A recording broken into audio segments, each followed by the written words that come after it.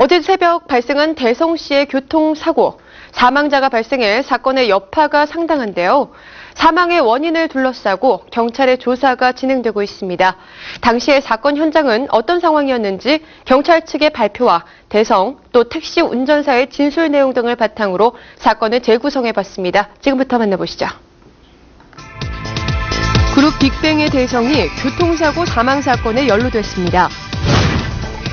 대성은 31일 새벽 1시 30분경 서울 양화대교 북단에서 남단으로 자신의 승용차를 몰고 가던 중 선행사고로 쓰러져 있던 오토바이 운전자와 그 앞에 정차돼 있던 택시를 들이받았는데요.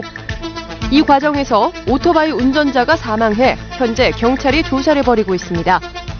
경찰은 오토바이 운전자의 사망이 대성의 차에 의한 것인지 아니면 선행사고에 의한 것인지 여부를 집중 조사하고 있는데요.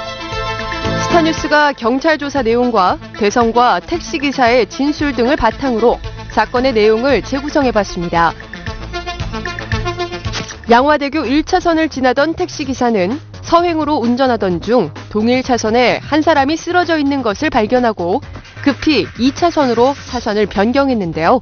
그리고 다시 1차선으로 들어와 차를 세운 뒤 신고를 위해 오토바이 운전자에게 다가갔습니다.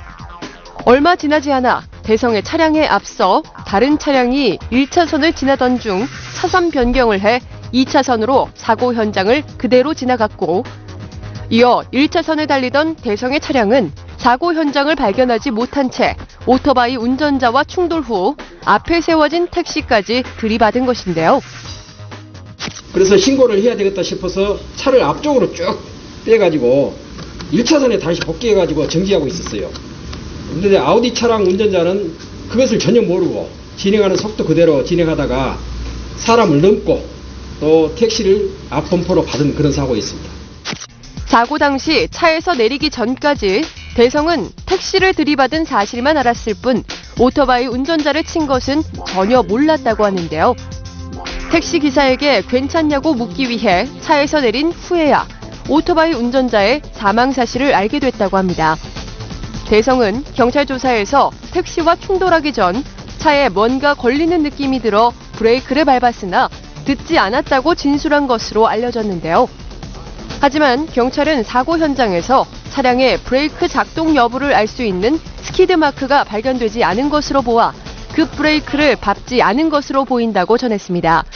쭉 가다 보니까 뭐 덜커덕했고 택시를 받기 전에 덜커덕하면서 이제 앞을 보니까 이제 택시가 있어서 브레이크를 잡으려고 그랬는데 브레이크가 안 들었다 하는데 그래서 약세다를 밟았는데 브레이크를 밟았는데 사고 현장 바닥에는 전혀 자기는 브레이크를 밟았다는데 스키드 마크가 전혀 없어요. 대성은 당초 경찰 조사에서 규정 속도인 시속 60km가 아닌 80km로 달렸다고 진술했지만 곧이어 이 진술을 번복하고 규정 속도를 지켰다고 주장하고 있는데요. 택시기사 또한 그렇게 빠르지 않았던 것으로 보아 대성의 차량 속도가 시속 60km 정도였던 것 같다고 밝히며 그의 주장에 힘을 실어주었습니다. 하지만 대성은 향후 처벌을 피할 수 없을 것으로 보이는데요.